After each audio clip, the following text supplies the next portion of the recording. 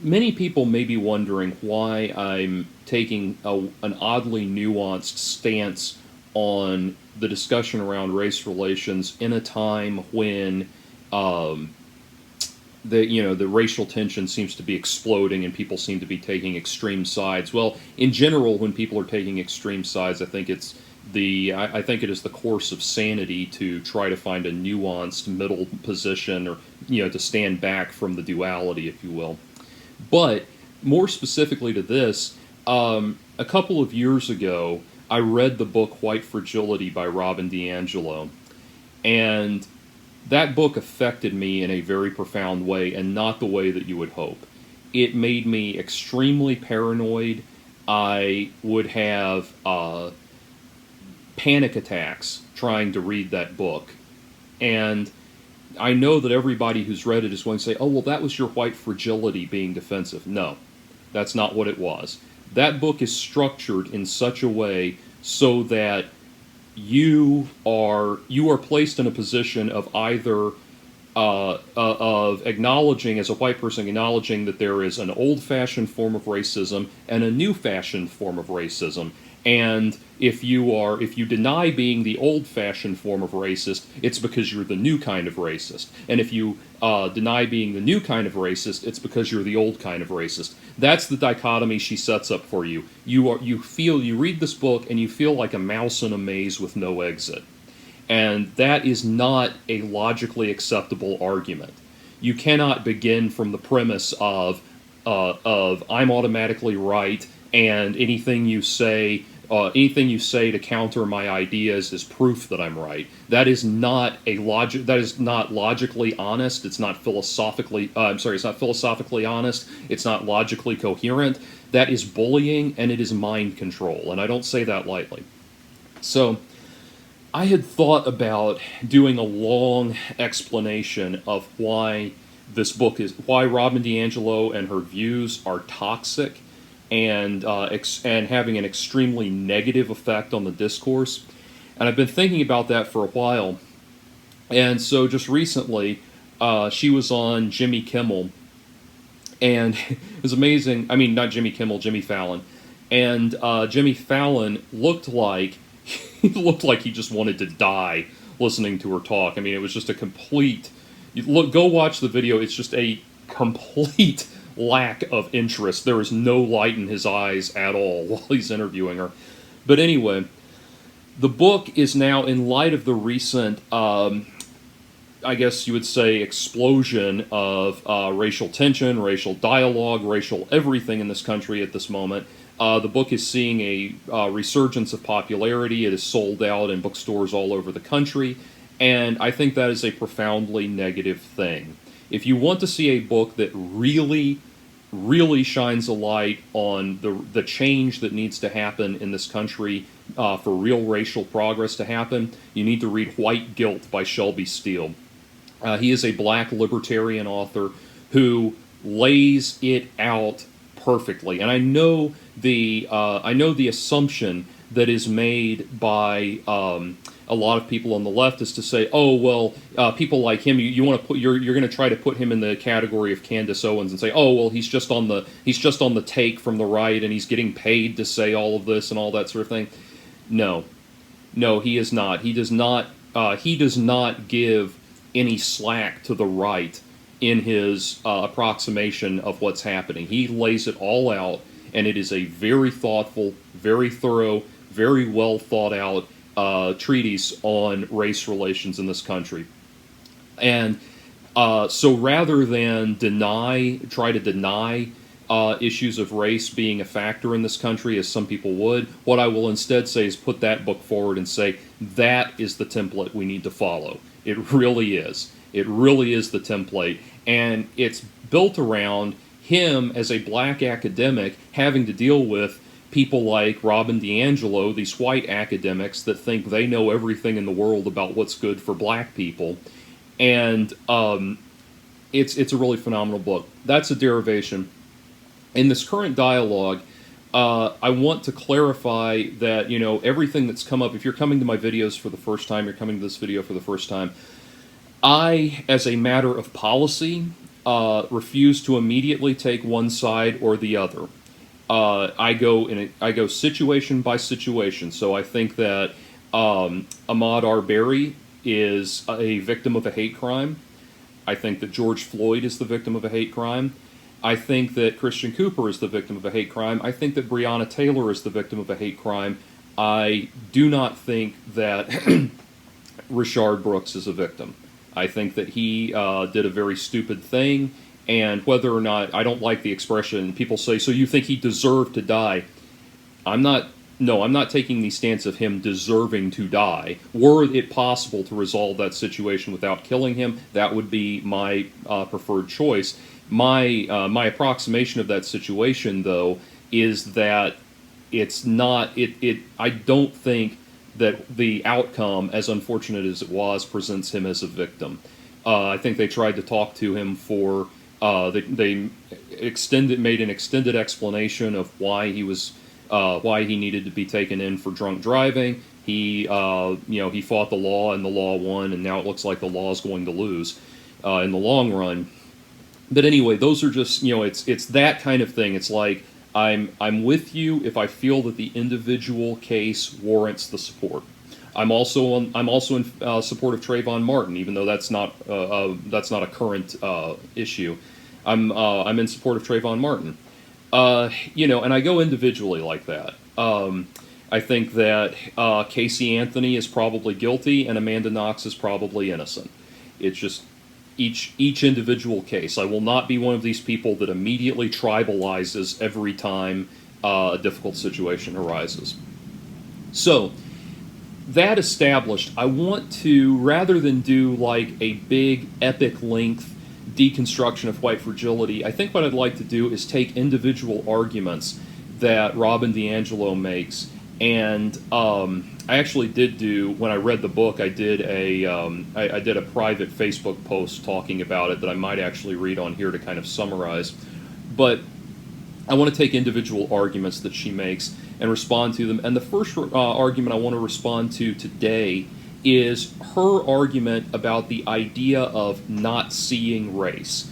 So she has, when she, it's very common for people to say, I don't see race. That's kind of a phrase that gets tossed around. And so let's listen to what she says. This is from an NBC News thing about debunking the most common myths that white people tell about race. That's the title of it. So this is from that. This is what she has to say about the idea of not seeing race.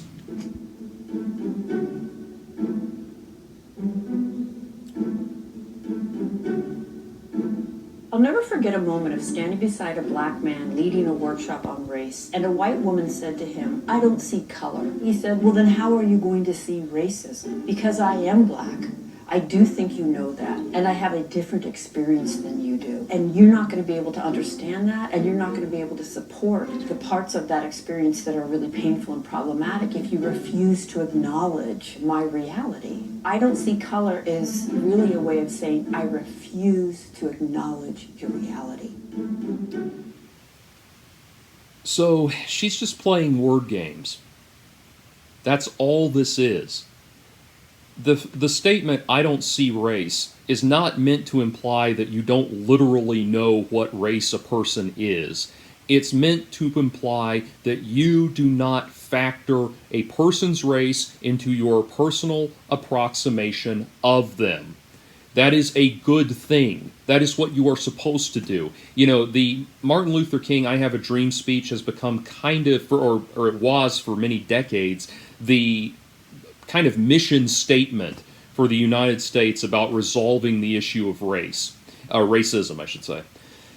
And his basis, his fundamental statement in that is, I have a dream that people will be judged on the content of their character, not the color of their skin.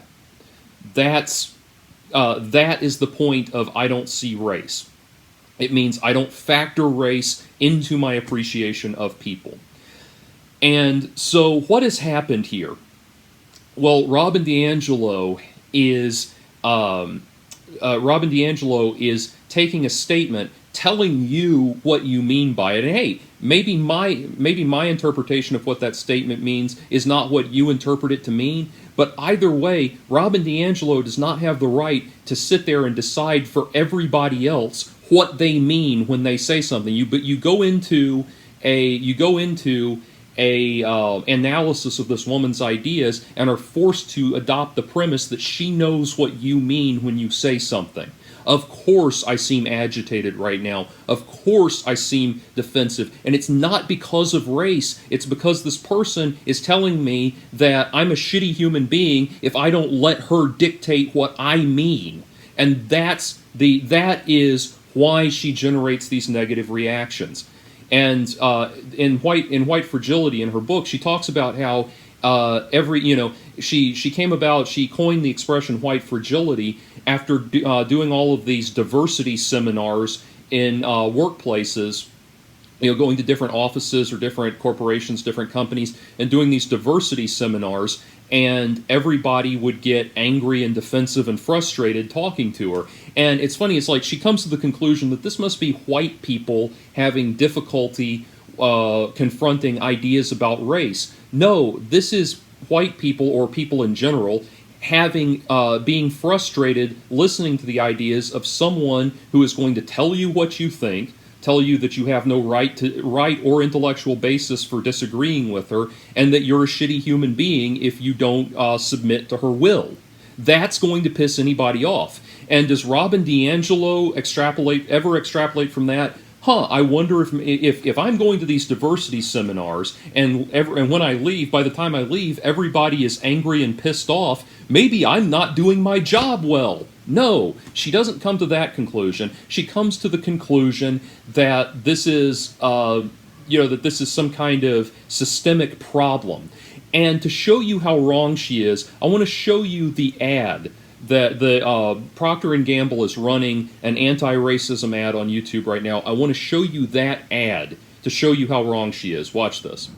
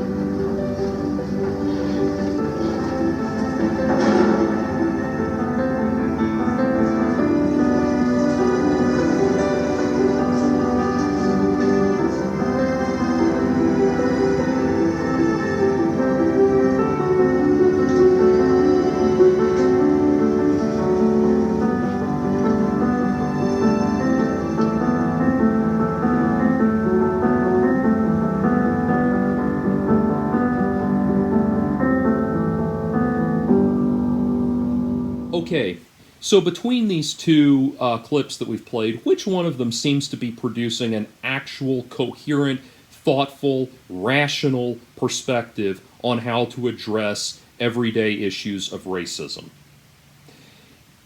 On the one hand, you have Robin DiAngelo with her deeply toxic, narcissistic, steely-eyed, unblinking gaze, telling you what you think and why you think it, and how you're wrong if you're wrong for thinking that, and if you don't think you think that, then you're denying that you think that, and you're scared of black people. Or you have a reasonable, logical argument that says, hey, don't take a person's race into account, or rather, don't make snap judgments about people based on their race, because you don't know who they are. And he doesn't even have to be a chief justice on the, he doesn't have to be a court justice or anything like that. he can just be an average everyman who's trying to teach his daughter how to swim, or is trying to get breakfast at the Denny's or whatever. Just don't look at him funny. Don't get your panties in a wad because there's a black person around you. That is the real logical argument, and it's something that you, the average person, can do and consciously do every day to improve the situation. That's the difference. And to do that, though, you have to not factor his race into the discussion. And again, the great mission statement of Martin Luther King's "I Have a Dream" speech has become kind of the mission statement for race relations in this country. And he wanted people to be judged by the content of their character, not the color of their skin. Robin DiAngelo has come along to undo that. And so it's an example of how white liberals, these white liberal academics, show up and try to undo the reality of race relations and the gradual path towards progress that we've forged over many decades. It has not been immediate. It has not happened overnight. It has not been easy. I am not suggesting that there is not still work left to do. I am suggesting that we do not tear down what we have built together in this country, because people like Robin DiAngelo have come along and decided that that she knows what everybody's thinking all the time. So I know one of the go-to arguments that people will try to make about one of the go-to arguments that people will try to make about the dichotomy between these two videos is they'll say, oh, well, Robin DiAngelo is actually a professor of blah, blah, blah, that she is deeply educated on this topic, and Procter & Gamble is a corporation, and Procter & Gamble's a corporation, so you can't trust their motives. They're just trying to look good right now and get good publicity for themselves. This is just about making money for them and all of that. I know that there's this inherent cynicism towards any kind of corporate action that's just automatic on the left. And the first thing I would tell you is that you are not required to judge everything that does not line up with your views with an inherent degree of cynicism. You might find out that if you make the good faith effort of going forward, assuming that people actually mean what they're telling you and are not just saying, and get rid of the idea that people who disagree with you are just doing it to cover up their own unsundry motives. If you can get rid of that idea, you might find that the world is not quite as hopeless as you think it is. But the real thing to think about is, yeah, Procter & Gamble is trying to generate good publicity for themselves right now. But you know what? If Procter & Gamble said absolutely nothing about this current race crisis that we're having in this country, their bottom line would not be affected one way or the other. Meanwhile, if racism were over and done and solved in this country, Robin DiAngelo would be out of a job. So keep that in mind when you think about the legitimacy of one position over another.